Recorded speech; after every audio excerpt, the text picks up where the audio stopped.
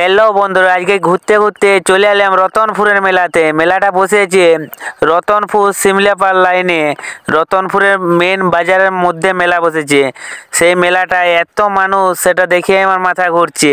দেখা যাক ভিতরে কি আছে, মেলাটা একটু ঘুরে দেখি চারিপাশটা। ভিউটা তো অসাধারণ, এত মানুষের ভিড়, ঠেলা ঠেলি। দেখা যাক ভিতরে আরো কত কি আছে, তোমরাও দেখতে থাকো আমার সাথে। মেলার ভিতরে আমি ঢুকিয়ে গেলাম, দেখি এরপর কি আছে। বাবারে যা ভিড় হয়ে যাচ্ছে, চাই লোক জড়ো করে দেবো। কি লোক জড়ো করবে, তার আগে লোক জড়ো হয়ে আছে। দেখতে থাকো, দুর্দান্ত ভিডিও আইজ। তার আগে গোলাটা ভিজাইলি একটুকু, গোলা শুকিয়ে গেছে। দেখো দাঁড়া, গোলাটা ভিজানোর পরে চলে আসো, এবার তোমরা দেখাবো কি ভিডিওটা লিয়েছি তোমরা কাছে। সামনে যাই দেখি একটা মেয়ে ট্যাটু করাচ্ছে। ট্যাটু করানো কি কাণ্ড, দেখে তো আমার মাথায় হাত।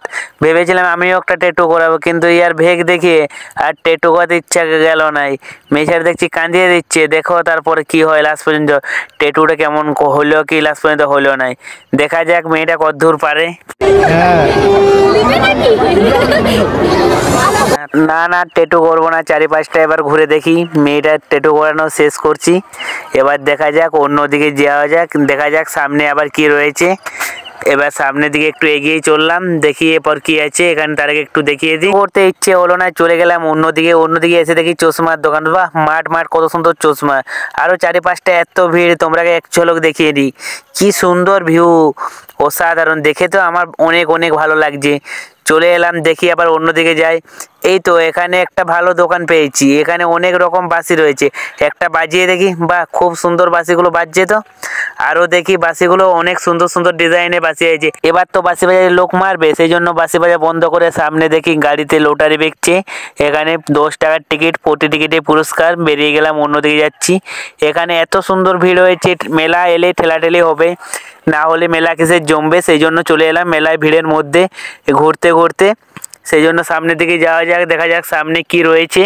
আবার তো সামনে অনেক অনেক খুব সুন্দর সুন্দর ফুলের ডিজাইন, খুব সুন্দর সুন্দর ফুল রয়েছে এখানে। আবার অনেক কিছু রয়েছে, দেখা যাক ফুলগুলো কত সুন্দর।